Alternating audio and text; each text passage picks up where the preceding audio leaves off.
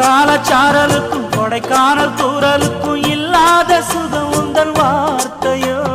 நாடோடி மன்னனுக்கும் ராஜராஜ சோழனுக்கும் உண்டான வீரம் உந்தன் வீரமோ.